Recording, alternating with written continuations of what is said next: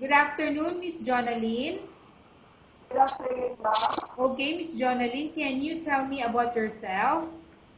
I am Gunawin Kapolo, 24 years old. I'm a single. I am graduating 2 years course, Associate in Agricultural Technology. I came from Iloilo, Philippines. I have two brothers and five sisters. And I'm belong a full big happy family. Okay, I have a few questions for you to answer, so let's start. Why do you want to work as a maid?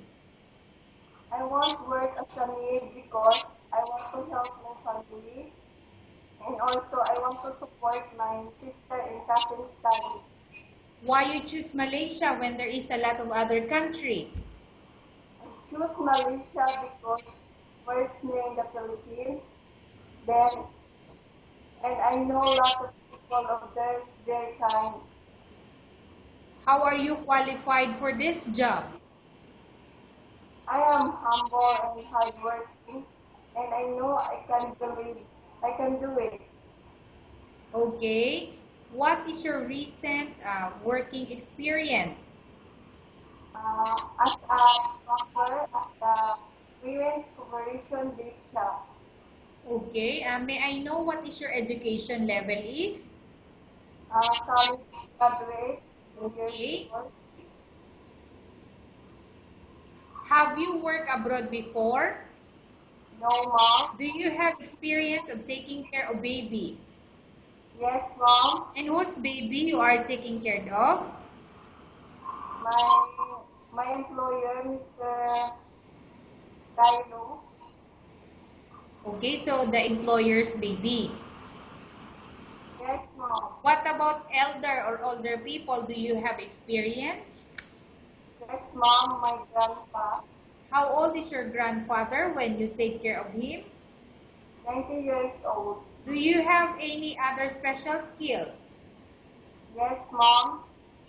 May I know what special skills do you have? Like washing, cleaning, ironing, and cooking. Are you willing to learn new skills? Yes, mom. Are you willing to work with a family where the mother-in-law or any relatives stay together?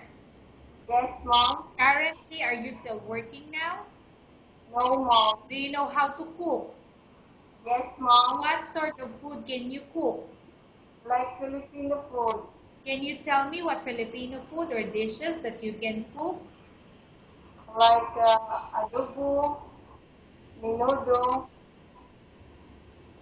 Are you aware that you will have to do washing, cleaning, ironing, and cooking? Yes, mom. From all the house chores or household work such as cooking, cleaning, ironing, and washing, which do you like most? Cleaning, washing, ironing, and cooking. Okay, you are not allowed to use handphone during working hours. Yes, mom. You are only allowed to use handphone after you finish all the works and when going to bed. Yes, mom. You are strictly needed to surrender the handphone to your employer in the morning, and your employer will return back to you once you're going to bed. Yes, mom. If ever your employer finds out that you're abusing of using your handphone and it's affected your work performance, your employer will confiscate your handphone and you're not allowed to hold it anymore. Instead, your employer will allow you to call to your family 3 times in a month. You're only allowed to bring normal phone and you're not allowed to bring smartphone. Are you agreed for the terms and conditions? Yes, mom. Are you agreed to the rules and regulation for the handphone? Yes, mom. How many years is the contract as you agreed and understand? 2 years. Can you describe for me your ethics or your attitude? I am hardworking. Okay. How can you assure to us that you will work hard in Malaysia? I comply the rules and regulation, and, and I can accomplish my work by courage and my strong determination. Okay. Can you promise not to use the telephone without the permission of your employer? Yes, mom. Can you promise not to put on makeup but to dress properly while work? Yes, ma'am. Can you promise not to invite friends and relatives without the consent of your employer? Yes, ma'am. Can you promise not to ask for advance salary from your employer under any circumstances? Yes, ma'am. Do you really understand of the rules and regulation of the agency? Yes, ma'am. Do you pay any placement fee for you to come to Malaysia to work as a maid? No, ma'am. Do you have any history of sickness, example breast cancer or any other illness? No, ma'am.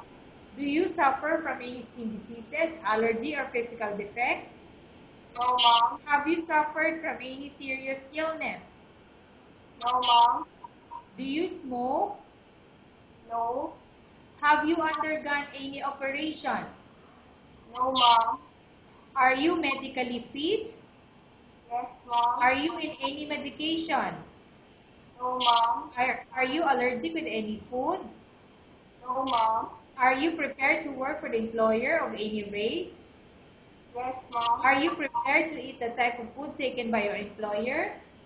Yes, ma'am. Are you afraid of being left alone in the house? No, ma'am. Are you afraid of dogs or other pets? No, ma'am. Can you promise to work according to instruction from your employer? Yes, ma'am. Do you have any immediate family working in Malaysia? No, ma'am. Okay, Miss Jonalyn, we have finished our question section. Let's go to case study. I have a case study for you and I want you to answer me truthfully. Upon arrival in Malaysia within 6 months, if ever any of your family members pass away, what will you do? Will you continue to work till finish your contract or you will go back? I will finish my contract, then I will save my money for them to support. Okay, tell us about yourself and why do you want to work in Malaysia as domestic helper? I am a hardworking person in Hamburg, trustworthy. I want to work in Malaysia because first I want to help my family, especially financial problem. Okay, Miss Jonalyn, what do you want to tell to your employer who watching your video? Mom, Madam, Sir, thank you for watching my video. I hope